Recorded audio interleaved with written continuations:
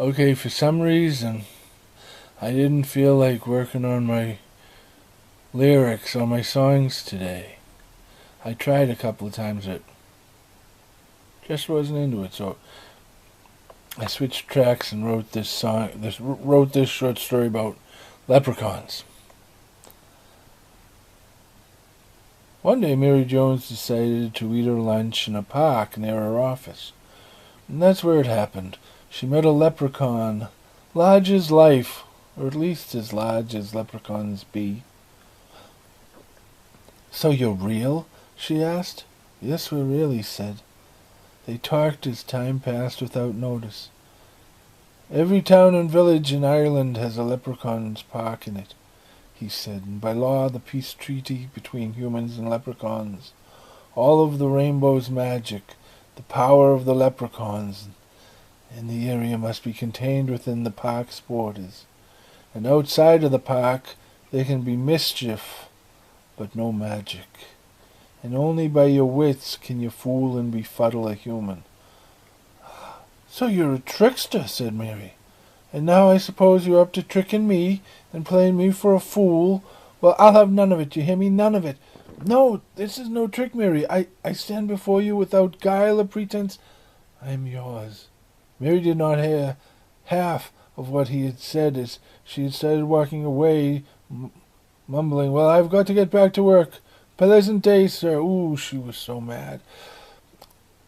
Later, Mary Jones told her sister that she had seen one, a leprechaun. She was sure of it. So her sister asked, "Tell me what that leprechaun looked like." And she said, "Well, his body and legs were about the size of my fist, with a head on top of it. And he said his name was Seamus." "Oh, did he now?" said her sister. The next day they met again in the park. "We weren't always as small as we are today," he said. "Our world has been shrunk by a spell to fit inside of these parks. But long ago and far away, the whole world was ours, and filled with magic. Then a leprechaun princess, Rosa Maya, fell in love with a human, Connor O'Malley, of the O'Malley clan.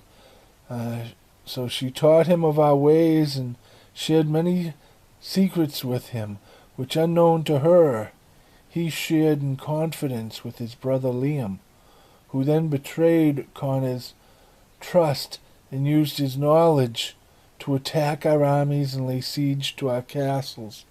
And Connor was in shock. He couldn't believe what his brother had done. So he ran to the Princess Rosa Maya, who was so angry with him that she turned him into stone. And then, realizing what she had done, her own tears turned her into stone as well. And then her father, seeing what had happened, his anger vanished, and instead of waging all-out war and destroying the humans once and for all, he instead rose above his rage and sued for peace.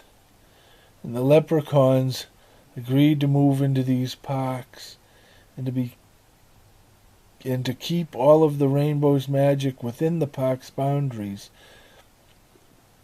Now it is said that the spell keeping the rainbow's magic within the parks will not be broken, nor the lovers freed from the stone prisons that trap them and keep them apart, until there is true love once again between a human and a leprechaun. So that is what this is all about?" she asked. What about? What?" she said. "Oh, men, you make me so..." And then they kissed. What magic there is in a kiss. Suddenly Mary was the size of the leprechaun. Was the leprechaun the size of the human? "Come with me, I want to show you the stones," he said. So she went with him. There they are, Princess Rosa Maya and her human. Her Connor O'Malley. "Oh, the lovers," said Mary. "Yes, the lovers." "But why hasn't the spell been broken? Why haven't they been freed from the stone prison?" "I think maybe because even though you have accepted my world, I have yet to step across into yours. Well then, what are we waiting for? Let's go. Not so fast, Mary, not so fast. I mean, the human world is so big, and I was so lost in that world.